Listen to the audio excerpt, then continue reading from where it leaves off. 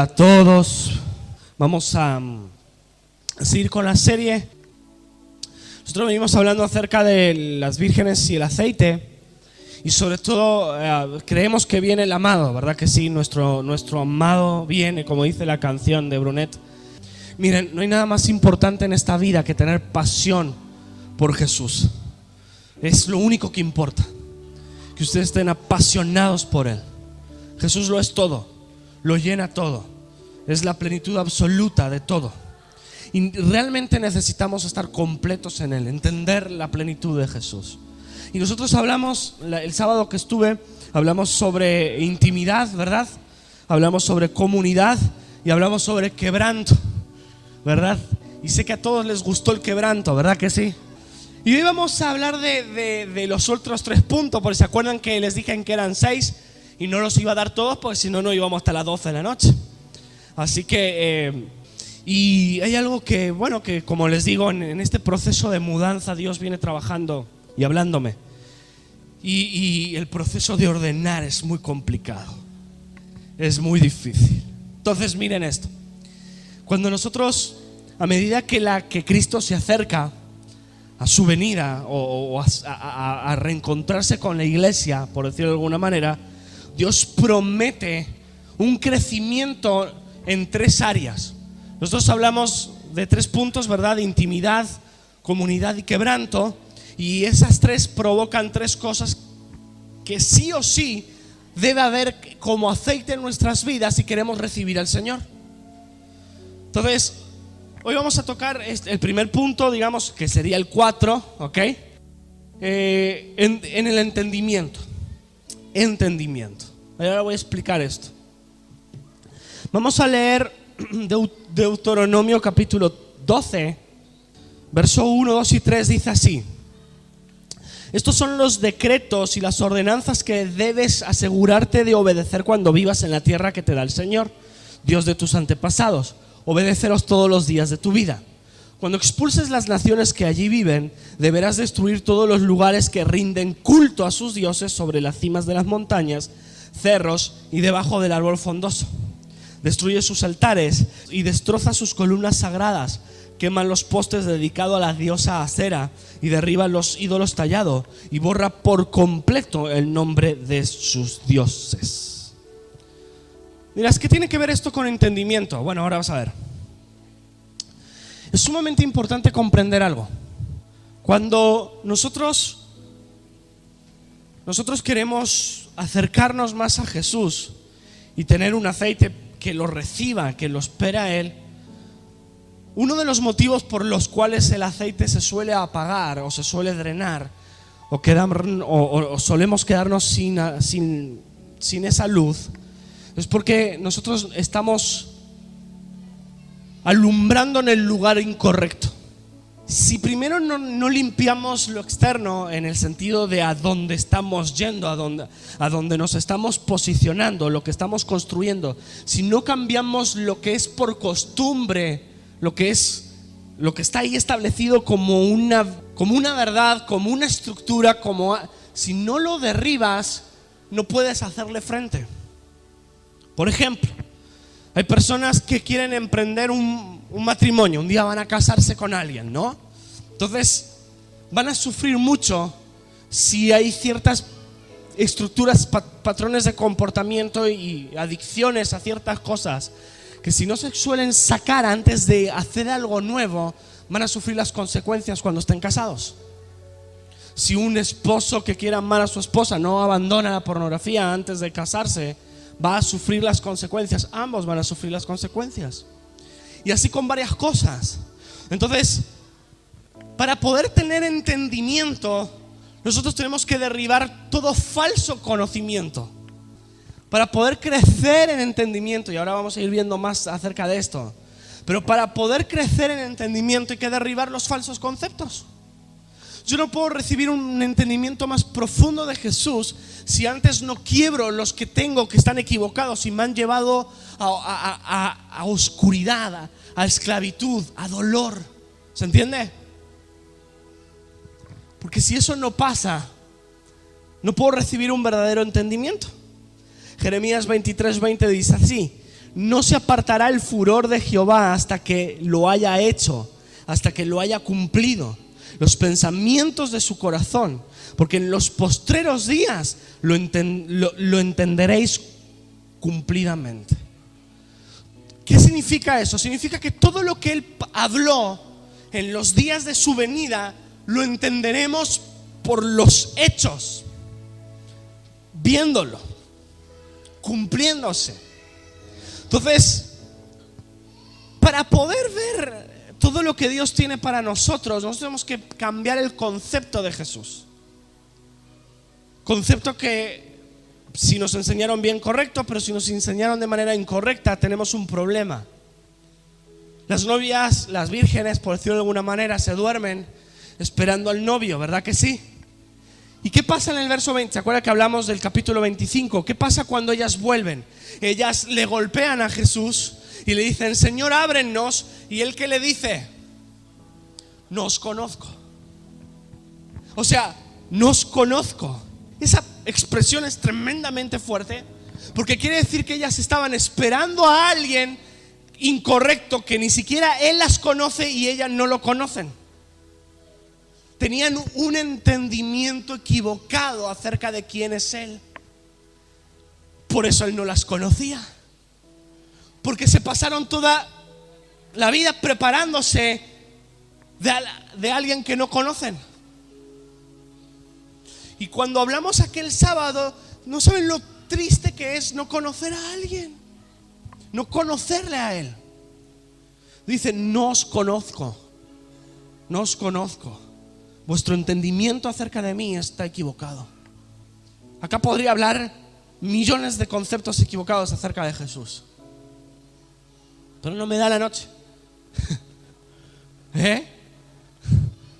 No me dan las horas. Pero son conceptos que te hacen esperar de él algo que nunca va a llegar, y eso te hace dormir, porque tienes un conocimiento equivocado. Y quiero hablarles de dos personas, bueno, son tres personas que son amigas de Jesús, pero una tiene un conocimiento equivocado. Y les hago un resumen para que lo vean desde este punto como yo lo vi, ¿vale? Aunque conocen la historia, pero bueno. María de Betania para nosotros es una parábola, literalmente. Es un reflejo, es una parábola real, viviente, de lo que deberíamos hacer a los pies de Jesús, ¿ok? ¿Se entiende eso?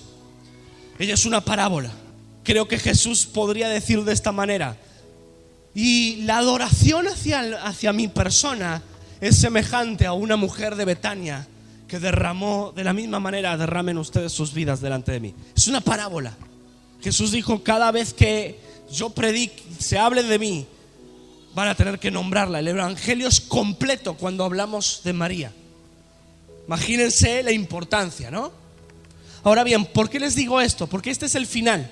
María de Betania derramando muchísimo sobre Jesús, llorando a los pies de Jesús. Final. Principio, Lucas capítulo 10. No hace falta que lo busquen, lo voy a parafrasear, ¿ok? Porque me imagino que todo el mundo lo conoce. Eso ustedes lo van a encontrar del 38 al 42. Lucas 10 dice así: Jesús iba de camino a Betania, y entonces le dice a Lázaro que va a comer a su casa. Entonces él llega a la casa de Marta, María y Lázaro, que eran sus amigos. Entonces María, así empieza la relación. María está sentada a los pies de Jesús, ¿verdad? ¿Y Marta qué está haciendo? Está preparando la comida.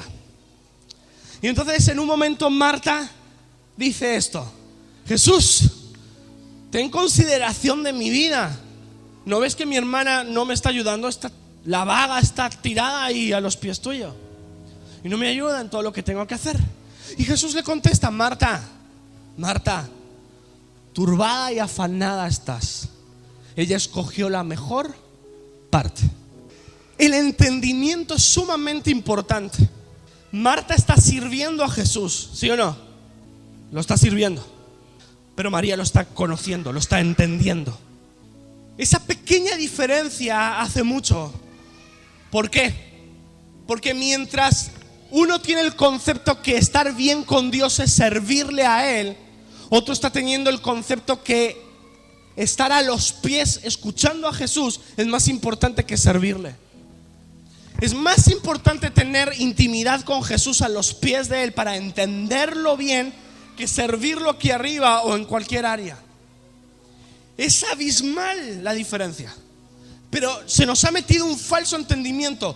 Cuanto más hago para Jesús, mejor estoy con Él. Y eso es falso. ¿Por qué? Porque a la hora de la prueba, solo una va a estar sostenida por Jesús. Solo una va a mover a Jesús. Porque si vamos un poquito más allá en la historia, vamos a ver que Marta teológicamente tenía más conocimiento que María. Marta se le acerca a Jesús y le dice: si hubieras estado aquí, mi hermano no hubiera muerto. Punto número 1, está declarando que Él es soberano. Entiende teológicamente la soberanía de Dios.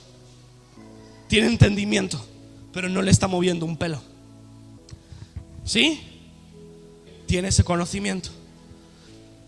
Tiene entendimiento de la omnipotencia de Dios, porque ¿sabes qué es lo que le dice? Le dice: sé que si tú le pides al Padre, Él te concede cualquier cosa. Marta, ¡qué profunda! Sabe un montón. Sin embargo, a Él no le mueve un pelo. Sabe de su soberanía, sabe de su omnipotencia y sabe de escatología. Porque Jesús dice: sí, tu hermano va a resucitar. Y ella le dice: en el día de los muertos va a resucitar, porque sé que en el día de la resurrección de los muertos mi hermano resucitará. Porque los que estamos en Cristo, que hayamos quedado, al sonar la trompeta, los muertos en Cristo resucitarán primero y luego nosotros nos iremos transformados. Lo sabía. Sin embargo, no sirve. Pero viene María y postrada a los pies de Jesús, llorando a sus pies, toca el corazón de Jesús. Y Jesús entonces, porque tiene una relación con María, le pregunta: dime dónde lo has puesto, y hace el milagro. El conocimiento teológico de Marta no provocó que Jesús preguntara dónde estaba Lázaro. Sin embargo, el conocimiento de María hacia Jesús provocó que él llorara y sanara a Lázaro. Bueno, ese es el conocimiento y el entendimiento que necesitamos. Nuestra teología tiene que llevarnos a una revelación más profunda de Jesús, porque si no, no sirve. Si todo tu conocimiento y todos tus estudios no te llevan a postrarte delante de Él y adorarlo con locura, todo lo que sabes es basura, no sirve. Es más, es bíblico. Pablo dijo: tengo todo esto por basura con tal de poseer a Cristo, porque prefiero poseerlo a Él. ¿Se entiende? Entonces esto es el conocimiento que necesitamos. Este es el verdadero entendimiento que tenemos que trabajar. ¿Cómo es Jesús realmente? Que sé lo que puede hacer, pero tengo que amarlo con todas mis fuerzas. Tengo que entender que Él es bueno, aunque haya dejado morir a Lázaro. Pero María estaba preparada para eso, porque había entendido cómo es Jesús. Y entonces vemos el tercer acto de María, y es ella ahora ungiendo a Jesús. Eso lo hablamos aquel sábado. Ungiendo con perfume la vida de Jesús, porque entendió lo que Él iba a hacer.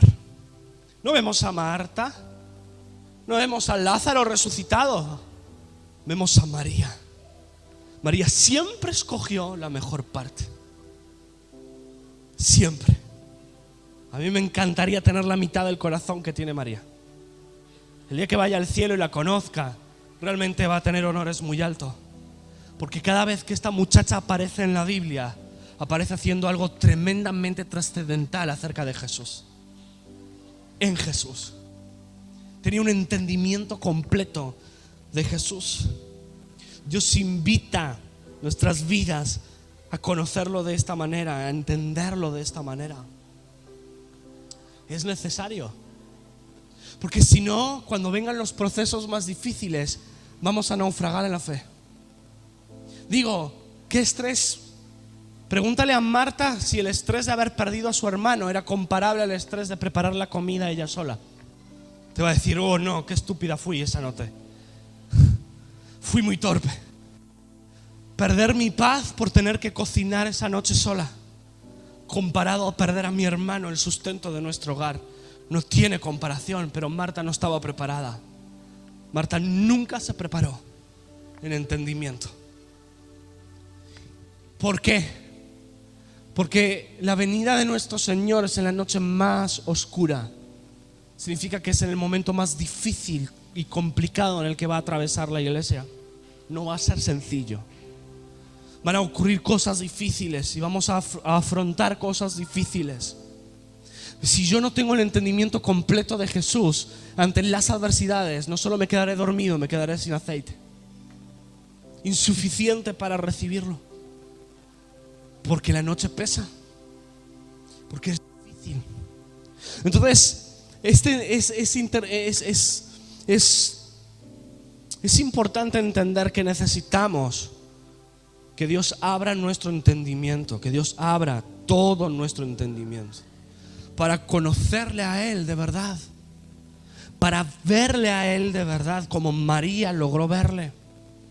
Entonces, María tiene esa capacidad de entender a Jesús, con todo el concepto obviamente, pero de entender. Siempre escoge la mejor parte, y tú debes escoger siempre la mejor parte, porque si no va a ser difícil. Se complica y dice: Señor, si hubieras estado aquí, si hubieras respondido mi oración, si hubieras tocado a mi marido, esto no hubiera pasado. Si hubieras tocado la salud de fulanito tal, él no se habría muerto o no estaría postrado en una cama. Si te hubieras encargado, si hubieras respondido. Si aquella vez que fui a aquella iglesia y me profetizaron que iba a estar bien y que él iba a ser un gran siervo del Señor y que profetizaría a todas las naciones, y lo hubieras cumplido, él no estaría ahora separado de mí, etc. Y eso es lo que nos pasa. Si yo te hubiera conocido, sabría que no hablarías de esa manera, ni profetizarías de esta manera. Entendería que tú me sostendrías en el momento más difícil, porque vería que este desgraciado no tiene cambio. Y prepararía mi corazón para lo peor, sabiendo que me sostendrías y que tal vez ocurra un milagro, pero si no ocurre, no me vas a desamparar, nada me va a faltar. Vas a tomar mi mano en la enfermedad, sabiendo que iba a golpear mi puerta. Conocería profundamente, entendería que tu mano me sostendría, que en las equivocaciones económicas que iba a tomar, sé que me sostendrías. Pero Jesús se convierte en eso, en teología. Sé que puedes hacer si te pido. Deberías obrar porque te estoy orando. Deberías actuar porque estoy declarando la palabra. Y ahí es donde vienen los grandes golpes de la vida. No funciona así. Hay que entenderlo a Él, tener entendimiento de dónde estamos parados. Por eso en Juan capítulo 6, verso 60, ustedes van a ver a los discípulos diciéndole a Jesús: Jesús, es muy duro lo que estás predicando, no lo entendemos, la gente te está dejando. Y Jesús les responde: váyanse ustedes también, apaguen la luz al salir, cierren la puerta cuando vayan. Y solo Pedro tiene la capacidad de decirle: no, ¿sabes qué? No te puede dejar si solo tú tienes palabras de vida eterna. Y Jesús revela algo tremendamente importante acá, porque Jesús dice que el que no come mi carne y no bebe mi sangre no puede estar en mí. Y Jesús de repente agarra y le dice: lo que yo hablo es espiritual y ustedes no lo pueden entender, porque todo lo que hablo se lo da mi Padre a ustedes. Y entonces se me prendió la lamparita y entendí que para empezar a entender a Jesús, caminar en un entendimiento con Cristo, nosotros tenemos que ser adoptados primeramente y caminar como verdaderos hijos de Él. Porque sin paternidad no hay entendimiento de quién es Jesús, porque Jesús solo se revela a los hermanos menores. Y entonces muchos van, como son huérfanos y no entienden la paternidad, y tampoco entienden lo que es ser adoptados o no han sido adoptados, pasan años en la iglesia sin entender a Jesús. ¿Se entiende esto? Ok. Hoy vamos a orar por eso. Después, punto número 2, que sería el número 5. Tenemos que, de los 3 puntos que hablamos aquel sábado, otro efecto es su presencia en nuestras vidas. Vamos a leer lo que dice Juan, capítulo 2. verso 23 al final, miren lo que dice. Dice así: debido a las señales milagrosas que Jesús hizo en Jerusalén durante la celebración de la Pascua, muchos comenzaron a confiar en él. Pero Jesús no confiaba en ellos porque no conocía todo acerca de las personas. ¿Habían leído ese versículo alguna vez? ¿Habían leído ese verso? Es una locura. Dice que él había señales a través de su vida tremendas y la gente empezaba a confiar en Jesús por lo que Jesús hacía. Sin embargo, Jesús no podía confiar en las personas porque no tenía la capacidad de conocer todo acerca de ellos. Estaba limitado. Pero Jesús no confiaba, verso 24 del capítulo 2. Pero Jesús no confiaba en ellos porque no conocía todo acerca de las personas. Ahí salió, es tremendo ese verso, mira. Porque no se confiaba en ellos porque no conocía a todos, no los conocía, no sabía lo que había en ellos. Verso 25. Y no tenía necesidad de que nadie le diera testimonio del hombre, pues él sabía lo que había en el hombre. Ahora sí, acá está la diferencia. Ahora van a ver esto. No hacía falta que nadie le dijera la naturaleza humana, pues él sabía lo que había en el corazón de cada persona. Él no sabía nada acerca de ellos, pero sí sabía su esencia. Entonces no hace falta que Jesús conociera todo acerca de ellos para tener una relación. Solamente necesitaba conocer la esencia de la persona. ¿Sabes qué significa eso? Eso significa algo tremendo. Miren lo que les voy a explicar para que me puedan entender. Para que haya una manifestación de la presencia de Dios en nuestras vidas, no hace falta que todo nuestro ser esté completo en Él, porque eso va con el tiempo. No hace falta que Él conozca, aunque lo conoce, ¿no? Pero no hace falta que todo, absolutamente todo, esté expuesto. Hay una sola cosa que es importante y es cómo es tu corazón. Porque si tu corazón no es digno de confianza, no va a relacionarse contigo, aunque tengas todas las capacidades y cualidades para poder ser un discípulo de Él. ¿Por qué? Dale vuelta a la hojita. Capítulo 3. ¿Quién aparece en escena? Nicodemo. Un líder religioso judío, alguien con mucho conocimiento.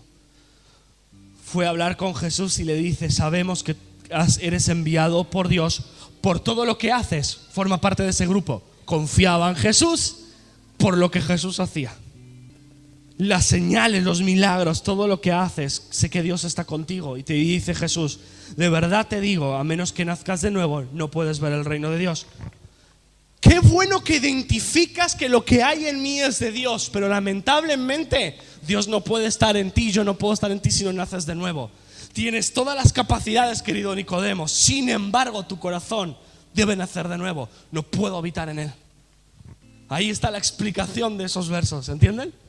La presencia de Dios tiene que estar en nuestras vidas, pero para que ella se pueda manifestar tiene que ocurrir esto. Y él le dice: ¿qué quieres decir? ¿Cómo que un hombre va a volver a nacer en el vientre de su madre? Y Jesús le dice: te digo la verdad, no puedes entrar al reino de Dios si no se nace de agua y de espíritu. El ser humano solo puede producir vida humana, pero la vida espiritual nace del Espíritu Santo. Así que no te sorprenda cuando te digo que tienes que nacer de nuevo. El viento sopla donde quiere y de la misma manera que oyes el viento, pero no sabes de dónde viene ni a dónde va, tampoco puedes explicar cómo las personas nacen de nuevo. Y esto es importante que ustedes entiendan esta noche. Porque si ustedes quieren que la presencia de Dios esté en sus vidas, ustedes tienen que nacer de nuevo. No solo basta con el conocimiento y el entendimiento. Es necesario tener el corazón que encaje en esto. Porque si no tienes el corazón, no sirve. Y para que el corazón esté, es necesario que el Espíritu Santo lo haga. Tú eres alguien que representa a los maestros judíos y no entiendes estas cosas. Te aseguro que les contamos lo que sabemos y hemos visto y ustedes todavía se niegan a creer en nuestro testimonio. Ahora bien, si no creen cuando les hablo estas cosas terrenales, ¿cómo van a creer las celestiales? Nadie jamás fue al cielo y regresó, pero el Hijo del Hombre bajó del cielo. Y así como Moisés levantó la serpiente de bronce en un poste en el desierto, así deberá ser levantado el Hijo del Hombre, para que todo el que crea en él tenga vida eterna. Pues Dios amó al mundo. Y ahí surge Juan 3:16. Este es el punto más importante. Cuando hablamos de la presencia de Dios en nuestras vidas, de que tiene que estar la presencia de Dios en nuestras vidas, tiene que haber un corazón que pueda soportar la presencia de Dios, que honre su presencia, que honre su vida. Porque no solo basta el conocimiento, tiene que haber un corazón. Y la única manera que este corazón se convierta en un depósito de la presencia de Dios es que este corazón nazca de nuevo. Tienes que nacer otra vez. Miras, bueno, pero yo creo que acepté a Jesús y nací de nuevo. Me dirás, ¿no? La palabra que utiliza Jesús aquí para hablarle a Nicodemo es nacer de arriba, literalmente significa eso. No significa tener un nuevo nacimiento como una madre que pare, no va en ese concepto. Por eso Nicodemo se fue para otro lado. Jesús le está haciendo muy claro, tienes que nacer de arriba. De arriba. Hay que nacer de arriba.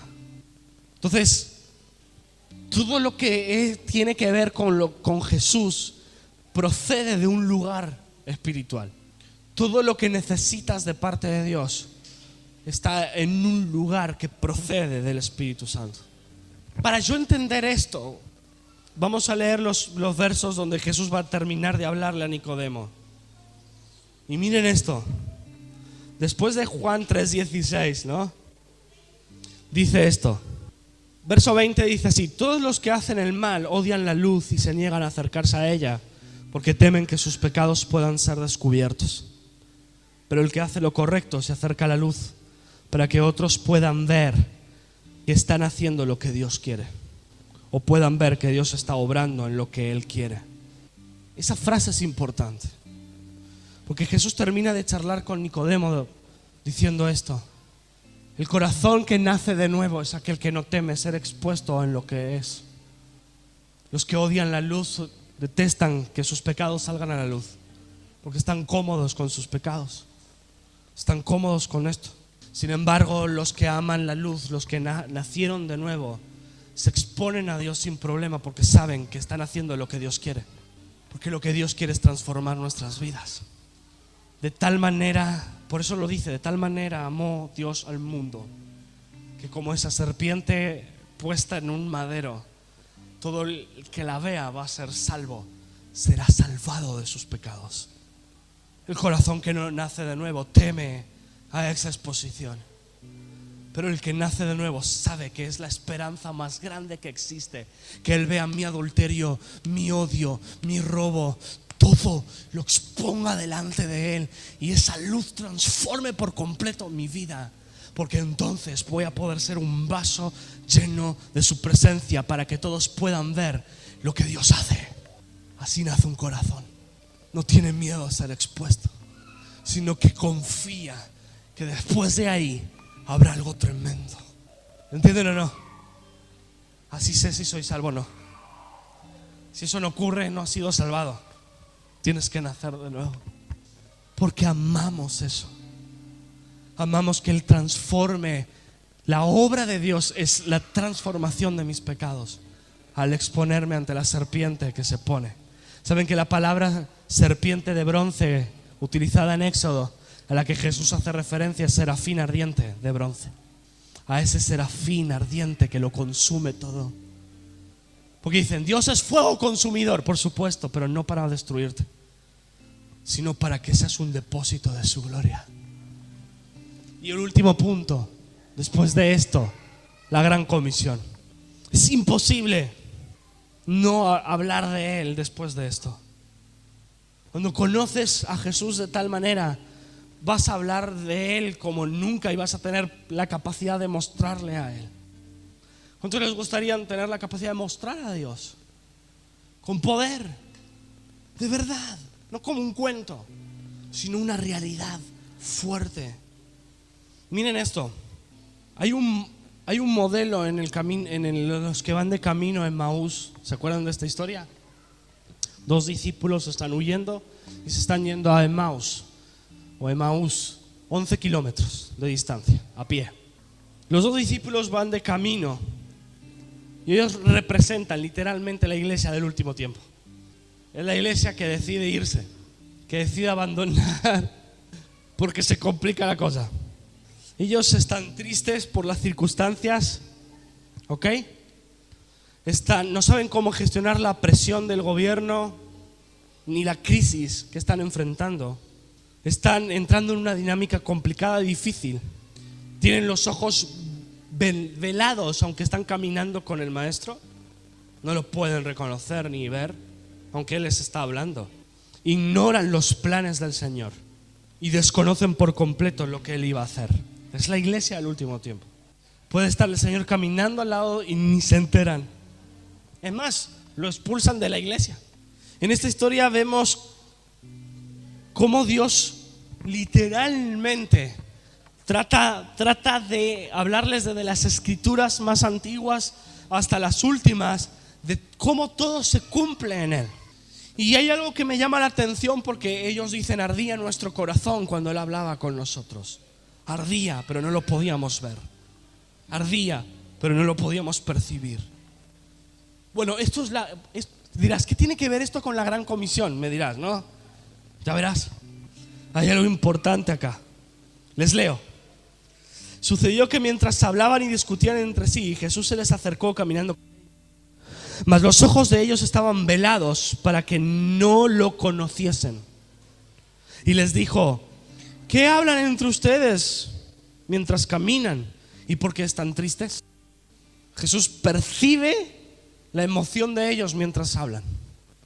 Y les dice: ¿por qué están tristes? Cuéntenme, ¿qué anda pasando?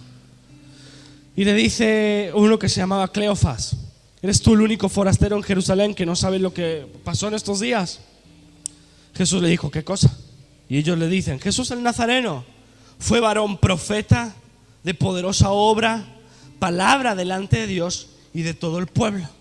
Y como le entregaron los principales sacerdotes y nuestros gobernantes, lo sentenciaron a muerte y le crucificaron. Nosotros esperábamos que Él fuera el que había de redimir a Israel. Y ahora, además de todo esto, ya hace 3 días que aconteció todo. Miren esto.